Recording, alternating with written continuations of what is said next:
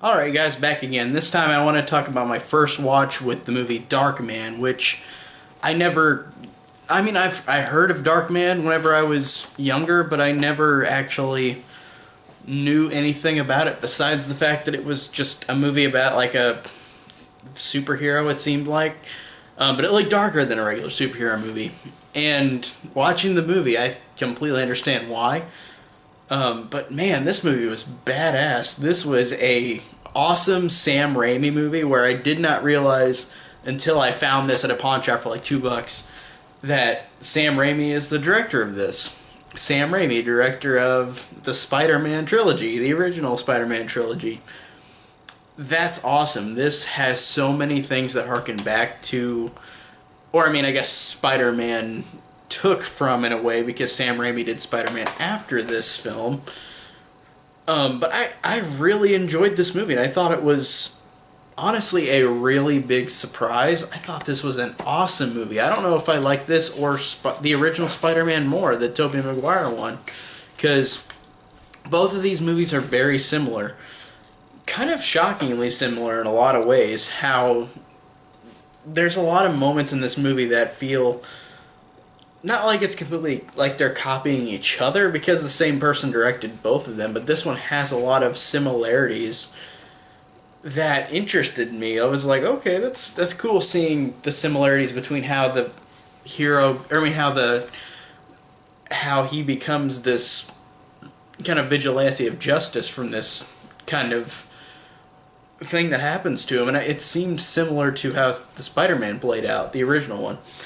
And I don't know, I really enjoyed this movie in terms of style, in terms of fun. Like, this is Sam Raimi at Sam Raimi's, as most Sam Raimi, I guess, because Sam Raimi does a lot of different, like, he did mostly horror, but he has other things. And this one, the superhero movie, is like how Spider-Man is. It's got that dark charm to it, but it's not horror.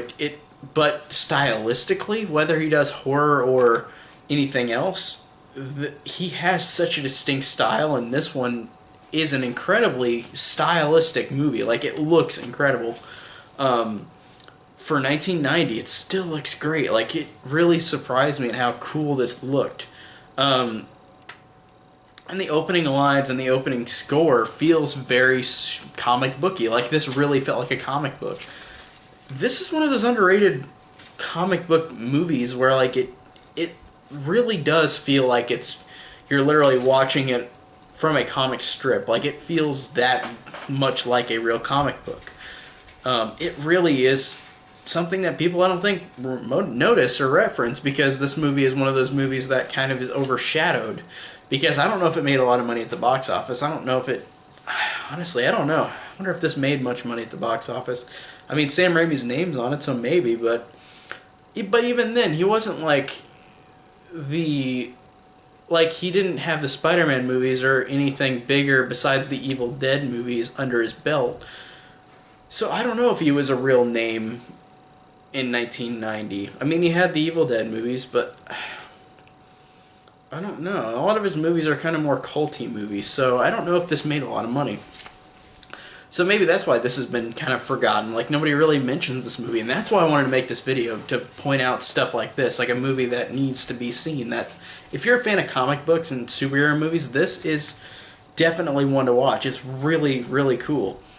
And I really liked how it has like with Spider-Man, it has the love interest thing, but Frances McDormand is the love interest. And she's really good too. Like, Liam Neeson, I forgot to mention, Liam Neeson is the freaking main character. He has such a tragic backstory to him that it really, like, Peyton, the way that he kind of falls into this tragic story, it works really well. And Liam Neeson is great in this movie, like always. But Liam Neeson, I would have not known, unless I looked up on IMDb, I would have not known, because they don't give any implication even on the picture of the DVD. And this is one of those Universal DVDs where it showed the actual poster art. It didn't do like a new image art. It just did the poster for the movie. So it didn't even mention Liam Neeson was in this movie, but it was also 1990 where Liam Neeson was a name in Hollywood, but he isn't, again, like Sam Raimi, he isn't one where he was completely like giant yet in terms of like people knew who he was. Because he was in other things before this Liam Neeson, like Excalibur and stuff, but I don't know if he was in it. And Rob Roy. Wait, no, Rob Roy might have came out after this. I don't remember when Rob Roy came out. It probably been, honestly, I can't remember. Maybe it was late 90s, Rob Roy.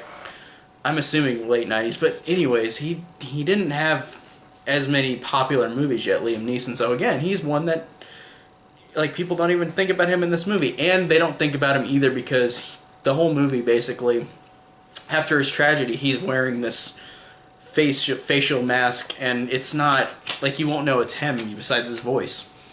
So he's kind of forgotten in this movie as to be known he's in this as well. And so is Frances McDormand, who's great in this movie too. She's forgotten as well because, like I said, this is just a movie that probably didn't do well at the box office, and, like, it's just kind of forgotten. It's a cult movie, and I really think that this one should be worth watching. Like, and since I'm saying this, I'm not going to spoil the movie, I guess. I was going to spoil it, but I'm going to keep it clean and not ruin anything because I want people to go and see this. Especially if you're a fan of comic book movies. Like, this is a one to go seek out. This one's really cool.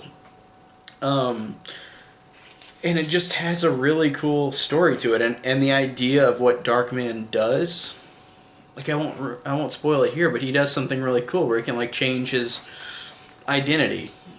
And again, I won't say really how he does it, but it's really cool. And overall, the movie is just, again, style is incredible. The acting's great. It's incredibly comic book. Like, it feels like a legit comic book, like you're watching a comic book come to life. And I really think that a lot of comic book movies do that, and a lot of them don't always feel like comic book movies, even though they are.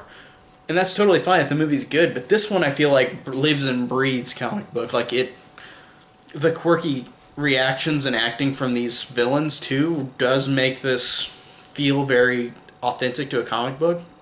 So I really dug it, and I really think people should go out and see this.